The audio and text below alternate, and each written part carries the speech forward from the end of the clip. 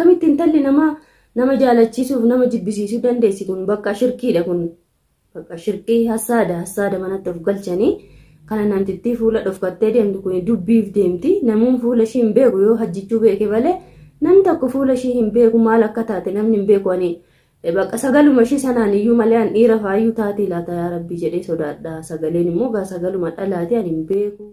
Hajjiin akkana namaa gadi hin jenne kun akkana halkanii guyyaa tumame maammasaa waxiitiin tumamee nagartu akkana jiraata bishaan mataatti ganna qixxiiti. Abdiin kun yoo namni itti bilbila namarraa hin kaasu mucaan sirriis hin jiru. Mucattiin jidduu deemtee waa isaanitti firfirsitee waa itti gootee ani hajjuma kana laaltanii siniyyuu irraa baratuu dandeessu dhugaa. Assalaamu alaykum ashama harka fuunee kabajamtootaaf hordoftoota waan koshoo jirra jirtu bakka jirtantti nageenyi keessanii qaqqabu. Biyya alas biyya keessas warreen jirtan hundi keessanuu isiniin jedha. Har'a viidiyoo addaa tokko isiniif qabadhee dhufee jira. Dhugaa dubbatuudhaaf hedduu nama gaddisiisa, hedduu nama illee sodaachisa. Yeroon keessa jiru kun yeroo akkamii akka ta'e namoota akkamii faana akka jiraannu baay'ee nama dhibbisa jechuudha. Maali yoo jettanii viidiyoo kaleessa abdiin gadhiise irratti jechuudha. Waan inni arge tokko baay'ee na ajaa'ibee baay'ees immoo na rifachiise dhugaa dubbatuudhaaf. Silaa abdiin kun yoo waan namni jedheen mataa jabaata.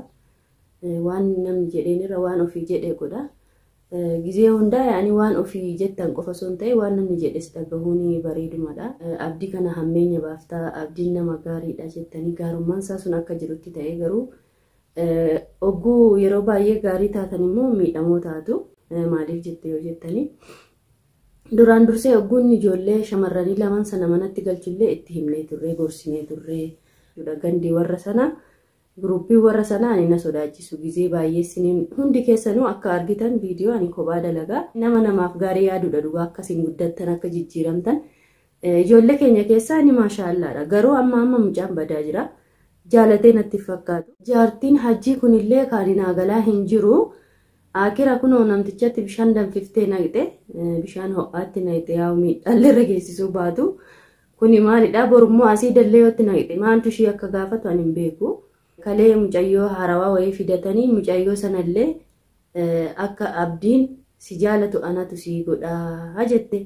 Namiin kun akkamittiin yaani namni akka nama jaalatu namaa godha. Mucattiin kun yaani kan ittiin deemaa jirtu siiriidha malee fayyaa natti fakkaanne.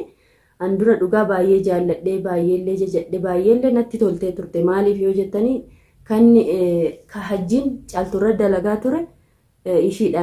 Ishiin ishii baafte jedhee baay'ee itti gammadaa ture dhugaa dubbatuudhaaf garuu immoo ogguun qaqqabee ilaalu wanti kun siirii fi shirkii fi inaaffaan kun yaani bareeda miti kun waa qaba duubaa jechuudha waa qaba ammallee maaliif akkana jettee maaltu si dhibee naan jechuu dandeessu wanti na dhibee tokko waa'ee obboleessa keenya abdii kanaati. Ana as jiru mitiiti inni kun fagoo teessanii hedduu namoonni hedduun abdiidha cinqamtu. Aniin kunillee baay'een cinqamaa fi obboleessa kiyyaa wajjin nyaadhee wajjin dhugee nama kabajaa walii qabnudha isiniin jedha abdii jechuun. Mucaan kun achi yoo namni bahe jedhee bahaa hin jiru maaluma akka goonuu nu biraa nu gabba'e.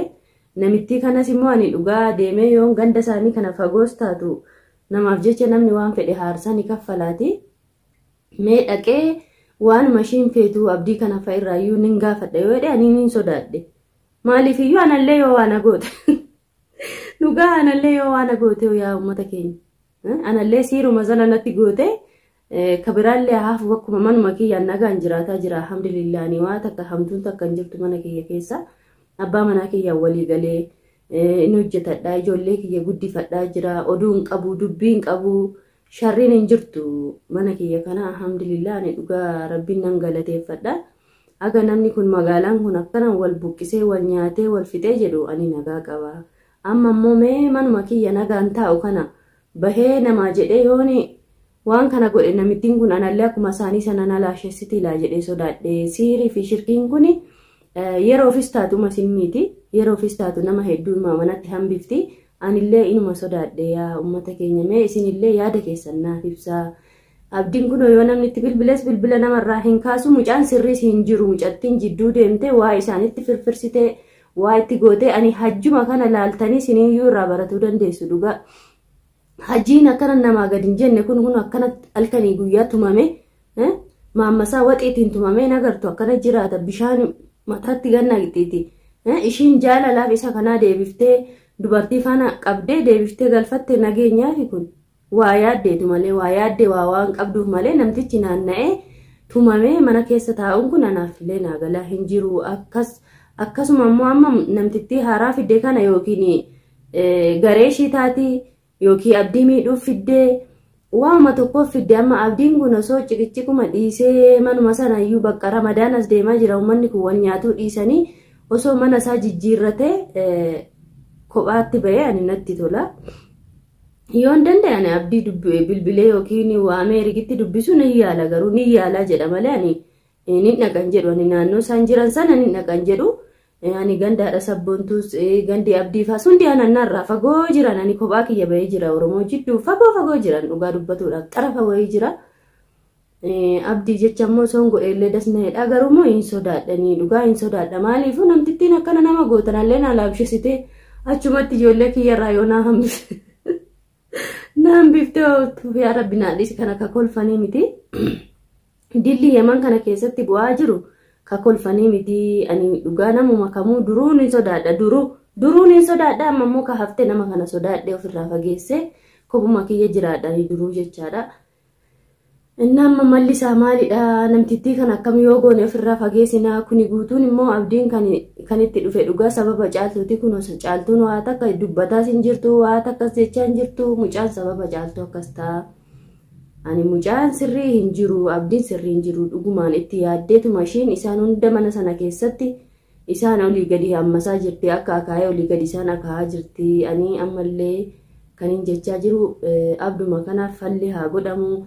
Ijoolleen WhatsApp isaa beektanis ijoolleen imo isaa beektanis bilbiltanii sagalee yaada keessan akka keessaniif isin gaafadha sumaanii maaliif iyyuu mucaan kun ganaa nama waan guddaa isa eeggatudha ganaa bultii nama ijaarratuuf deemudha miidhamuu hin qabu garummoo yerumaaf malee rabbiin adawwii isaa irraa cabsa inshaallah akkatti hafallee jedhee hin yaadu. Namni siriif shirkii kanatti amanu akirri isaa homaa hin tolu dhugaa dubbatuudhaaf yeroodhaaf isinitti fakkaata. Maaliif akkas jettee dhibbaa amantee sirii qabdi jettee yoo naan jettan isiniin kunoo argaa jirtu anatu sii godhaa jettiin barmucayyoodha. Akka abdiin si jaalatu maaltu si dhibe atumaan kun jaalachuuf yaali malee anatu sii godhaa ishiin maalidha rabbitu waa hunda namaa godhuu danda'a ilmi namaa wanti namaa godhu tokko yeroodhaaf isiniif fakkaatee isin gowwomsa malee wanta akkasii kun faayidaan qabu dhumni isaas hin bareedu dhuma isaa sababuma sana miidhama. Kanaafiyyuu mucattiin kun sharriif dhuftee ka haarawaan kun keeriif dhuftee rabbi beekaa waa hunda immoo kamoo waliinuu laallu ta'a hundi keessanuu akka beektanii anammallee kan sodaadhan obboleessa kiyya qaalii kanaaf abdiif malee waa takkaaf miti hundi keessan mee du'aa godhaa fi rabbiin kun waan dadhabu hin qabu manuma sana rabbiin isa baasee osoo mana ofii kophaa ofii jiraate natti tola ganaa dubbii biraatu as ba'aa deema. Anama waa'ee jaartii hajjii kanaa dhugaa hin dubbadhu ture ofiif of baafataa jirti ishiinillee kuno akkamitti intalli nama jaalachiisuuf nama jibbisiisuu dandeessi kun bakka shirkiidha kun bakka shirkii hasaada manatti of galchanii kana namtittii fuula dhofkattee deemtu kun dubbiif deemti namuun fuula ishii hin beeku yoo hajjichuu beeke malee namni tokko fuula ishii hin beeku maal akka taate namni hin beeku ani bakka sagaluma ishii sanaan iyyuu malee an dhiira faayyuu taati laata yaa rabbi jedhee sodaadha sagaleen immoo gaa sagaluma dhalaati ani hin beeku. Waan jedhanis waan dubbatanis waanuma dhiisanis namaa hin galu wanti Yemen kana keessa deemaa jiru. Yemen kun durii biyya amantaan jabduuti jedhama amma garuu biyya kun qiyaamaatti buusee ummatuma keenyatu qiyaama biyya ambaatti buusaa jira ummatuma keenyatu as keessatti wal nyaataa jira osoo namni nun dadhabin osoo ambi nun dadhabin numa wal dadhabee wal nyaataa jira. Rabbiin kun kan ummata as keessa jiru kanaaf aqliillee kennee gara ofiitti deebisee gara rabbiitti deebi'anii rabbiin haa kadhatanii jedhanii akkuma isiniin jedhe ka obboleessa keenya abdii kana ani yoo dandeesse yaa abdii atillee sila naman dhageessu akkuma yeroo baay'ee jedhu mana keessa qaddu achi bahii ani karaa achi dhufee si gaafadhu sin qabu bakka ati jirtu sin beeku gandaa dhaba sabboontu jirta mana kee jirta ganda biraa jirta ani waan beeku hin jiru sin jedha yaa obboleessa kiyya ani egaan dhugaa dubbadhu yeroo baay'ee namni hedduun natti aaraa ani dasnan jenne durumayyuu bakka manni sun manuma mashaakilaati durumarraayyuu namni kophaa bahee yoo jiraate mashaakilaan baa kana keessa hin seenu. Mana sana sheexanuma guddaa wayii jira malee kun mana nagaas natti fakkaatu isiniin jedhaa hordoftootaaf kabajamtoota kiyya. Keeriidha hundaafuu rabbiin haa jijjiiru jedhaa du'aa'ii godhaa ramadaanas deemaa jira waliin nyaatinaa isiniin jedha obboleeyyan kiyya qaalii hundi keessanillee bakka jirtanitti nageenyi kiyyaa isin haa qaqqabu.